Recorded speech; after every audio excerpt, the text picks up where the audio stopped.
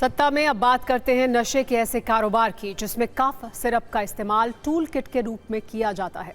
देश के कई राज्यों में कफ सिरप के नाम पर करोड़ों की कमाई हो रही थी।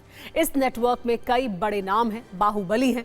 इस पूरी कहानी को सिलसिलेवार ढंग से आइए समझते हैं। पहले 4 बड़ी बातों से समझिए कि देश के अंदर पिछले कुछ महीनों से क्या हो रहा था। सबसे चौंकाने वाली बात यह है कि कफ सिरप के नाम पर नशे का कारोबार हो रहा था। इसकी अवैध तस्करी और बिक्री ऑर्गेनाइज्ड नेटवर्क के तहत चल रही थी। यूपी, बिहार, पश्चिम बंगाल से झारखंड तक सप्लाई चेन थी। इतना ही नहीं, नेपाल और बांग्लादेश तक नशे के लिए कोडीन युक्त कफ सिरप की सप्लाई की जा रही थी। कहानी यही है कि कवर तो कफ सिरप का है, अंदर बहुत ही खतरनाक नशा है जो पूरी पीढ़ी को, हर उम्र के लोगों को जान से मार सकता है। ऐसे में आपके मन में यह सवाल उठ रहा होगा कि आखिर इतने बड़े गिरोह का मास्टरमाइंड कौन है? कौन इस network? UEN Jaipur is a perfect target for prospective students aspiring for good jobs, good education with future-ready skills. को चला रहा था? कौन दवा के नाम पर नशा बेच रहा था, नशे की लत लगा रहा था? सरकार, पुलिस, कानून सभी को चुनौती देते हुए ये धंधा कर रहा था। आपको हम 2 तस्वीर दिखा रहे हैं। एक का नाम है शुभम जायसवाल, जिसे इस पूरे खेल का मास्टरमाइंड बताया जा रहा है। दूसरा नाम है अमित सिंह टाटा, जो इस वक्त पुलिस की गिरफ्त में है। कल इसे गिरफ्तार किया गया। पुलिस को शुभम की तलाश है। बताया जा रहा है कि वो दुबई फरार हो चुका है। वैसे अमित सिंह टाटा ने पुलिस की पूछताछ में ये बताया है कि कैसे उसने पूरा नेटवर्क बनाया। एसटीएफ की पूछताछ में अमित सिंह टाटा ने बताया है कि 100 करोड़ रुपए की कफ सिरप खरीदी गई थी। निवेश से 4 गुना ज्यादा मुनाफा होता था। अमित सिंह टाटा ने पहले धनबाद, उसके बाद वाराणसी में फर्म रजिस्टर कराई थी। कोडीन युक्त कफ सिरप खरीदी जाती थी। जब एबॉट कंपनी ने फेंसिडिल बनाना बंद किया, उससे पहले ही शुभम जायसवाल 100 करोड़ रुपए का स्टॉक खरीद चुका था। फर्जी तरीके से खरीद में कंपनी के अधिकारियों की भी मिलीभगत रहती थी। नेपाल और बांग्लादेश में इसका उपयोग नशे के लिए ज्यादा होता था। 100 रुपए की शीशी 500 रुपए में बिकती है। कफ सिरप के नाम पर नशे का इंटरनेशनल गिरोह बन चुका था। इस जानकारी के सामने आने के बाद निष्कर्ष यही है कि 100 रुपए के सिरप को 500 रुपए में बेचा जाता था। सोचिए, 5 गुना ज्यादा कीमत पर दवा को नशे के रूप में बेचा जा रहा था। युवाओं में नशे की लत लगाई जाती थी। ये मामला इतना गंभीर हो चुका है कि अब संसद के शीतकालीन सत्र में ये मुद्दा बनेगा। आगे बताएंगे कैसे इस पूरे मुद्दे पर राजनीति हो रही है। पहले ये जानिए कि नशे के इस कारोबार का बाहुबली कनेक्शन क्या है, जिसकी चर्चा इस वक्त हर तरफ हो रही है। इससे संबंधित तस्वीरें ट्रेंड कर रही हैं। कफ सिरप के नाम पर हो रहे नशे के इस कारोबार का मास्टरमाइंड शुभम जायसवाल को बताया जा रहा है। इस तस्वीर में शुभम जायसवाल के साथ यूपी के बाहुबली धनंजय सिंह भी हैं। बताया जा रहा है कि धनंजय सिंह शुभम और अमित सिंह टाटा के करीबी रहे हैं। एक जानकारी यह भी है कि अमित सिंह टाटा की गिरफ्तारी के साथ बरामद ब्लैक फॉर्च्यूनर कार का नंबर 9777 है। ये गाड़ी वाराणसी आरटीओ से सुशील सिंह के नाम पर रजिस्टर्ड है। यहाँ ये भी जान लीजिए कि बाहुबली और पूर्व सांसद धनंजय सिंह के काफिले में तमाम गाड़ियों के नंबर भी 9777 होते हैं।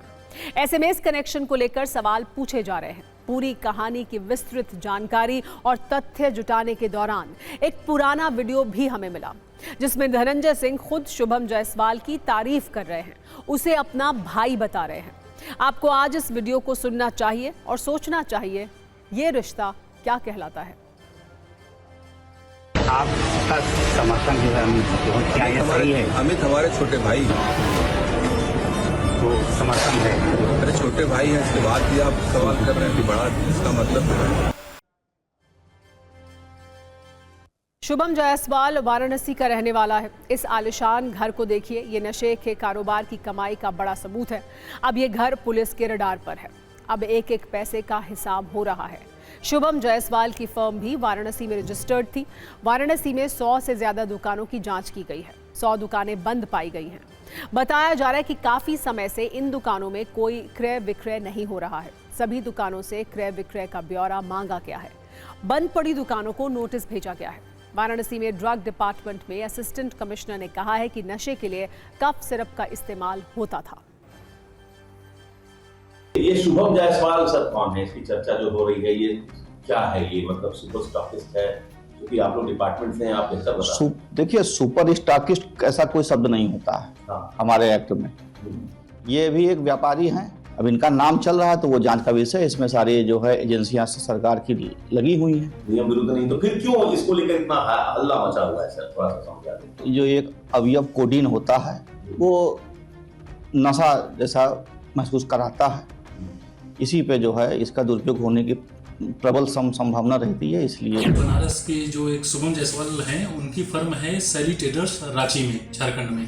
उनके द्वारा यहाँ पे लगभग 14 से 15 फर्में हैं जिनको फेंसिडिल जो है कोडीन युक्त कफ सिरप है उसकी बिक्री जौनपुर में की गई है।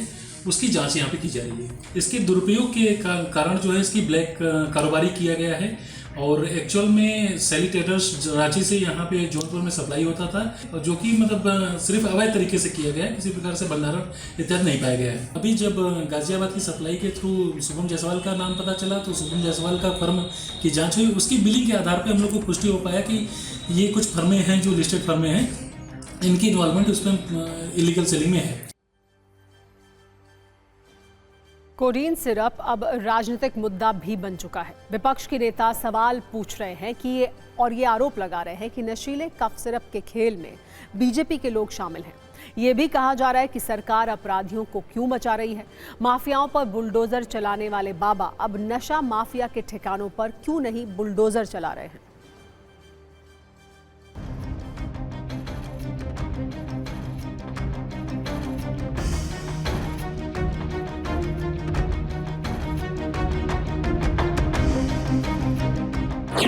बड़े पैमाने पे जो खांसी की दवा का नशे के लिए दूसरी प्रेस में जा रही थी, उनमें सब बीजेपी के लोग थे शामिल। आप पता करवाइए कितने बड़े बड़े लोग शामिल हैं। बनारस प्रधानमंत्री का संसदीय क्षेत्र है और पूरी तरीके से यहाँ पर ये जहर का सामान बेचा जा रहा है। सरकार के द्वारा पूरी कूट रचित किया जा रहा है, लोगों को बचाया जा रहा है और इसका जो मेन मास्टरमाइंड है वो नरेश मोहन, जो ड्रग लाइसेंस का अथॉरिटी करने वाला था। बाबा का बुलडोजर कहाँ है? बाबा कहते हैं हम जमीन से खोद लाएंगे, जमीन से निकाल कर लाएंगे। कहाँ गए? कुचर्चित कफ सिरप मामले में मैंने यूपी के डीजीपी से इस मामले में जौनपुर के पूर्व सांसद श्री धनंजय सिंह की भूमिका की गहन जांच की मांग की है। शुभम जायसवाल सहित 3 अभियुक्तों के एसटीएफ और यूपी पुलिस के तमाम सर्वेलेंस के बाद भी दुबई भाग जाने के संबंध में उत्तरदायित्व निर्धारित किए जाने की मांग भी की है। एक सवाल ये भी है कि कोडीन क्या है, क्यों इससे नशा आता है। आपको बता दें कि ये अफीम से प्राप्त एक प्राकृतिक दवा है। इसे आप मॉर्फिन का कमजोर रूप कह सकते हैं। मॉर्फिन एक शक्तिशाली कंपाउंड है जिसका इस्तेमाल नशे के लिए होता है। कोडीन मॉर्फिन से लगभग 10 गुना कम शक्तिशाली है, लेकिन ज्यादा मात्रा में लेने पर गहरा नशा होता है, इसीलिए इसका प्रयोग किया जाता है। कोडीन का प्रयोग पेन किलर के रूप में भी किया जाता है या फिर इसे आप सूखी खांसी की दवा भी कह सकते हैं। भारत में कोडीन एक शेड्यूल H1 दवा है। बिना डॉक्टर के प्रिस्क्रिप्शन के बेचना या खरीदना गैर कानूनी है। बिना डॉक्टर की सलाह या प्रिस्क्रिप्शन के इसे लेना अपराध है। बहुत से लोग इसे नशे के लिए इस्तेमाल करते हैं। इसी का कारोबार शुभम जायसवाल करता था। कोडीन की ज्यादा मात्रा से शरीर को बड़े नुकसान हो सकते हैं। आपको बता दें कि कोडीन सांसें प्रभावित करती है। ओवरडोज के कारण फेफड़ों में इन्फेक्शन हो सकता है। अचानक सांस रुकने से मौत तक हो सकती है। लंबे समय तक इस्तेमाल से क्रॉनिक किडनी डिजीज का खतरा रहता है। किडनी फेल हो सकती है। ज्यादातर कोडीन सिरप में CPM यानी क्लोरोफेनाइन मेलिनेट भी होता है। लंबे समय तक ओवरडोज से hepatitis, liver cirrhosis, liver failure तक हो सकता है।